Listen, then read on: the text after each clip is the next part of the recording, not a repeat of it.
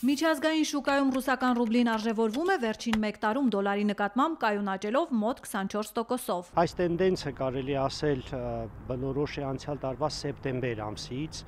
եւ հատկապես ամերիկյան նախագահական ընտրություններից հետո բավական շոշափելի այդպիսի ընթացք է ստացել։ Տատանումներն արտացոլվել են Հայաստանում, բոլոր հիմնական արտարժույթներն աճում են դրամի նկատմամբ։ Կոնկրետ ռուբլին 1.5 ամսում դրամի նկատմամբ արժևորվել է 73 լումայով։ Արտագնա աշխատողների ընտանիքների համար ռուբլու արժևորումը լավ լուր է։ Դե լավ է, եթե բարձրանում է, թող տենց բարձր մնա։ Իսկ ոմանք անտարբեր են, հատկապես նրանք, որոնց եկամուտը դրամով է։ Մենը դրամն է, մենք ինչ կապ ունենք։ ԵԱՏՄ գործընկեր Ռուսաստանում նույնպես վերլուծում են պատճառները եւ դրանք կապում գլոբալ զարգացումների հետ։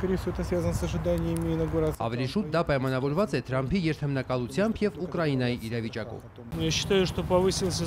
Համարում եմ, որ նավթի գնի հաշվին է փոխարժեքն աճում։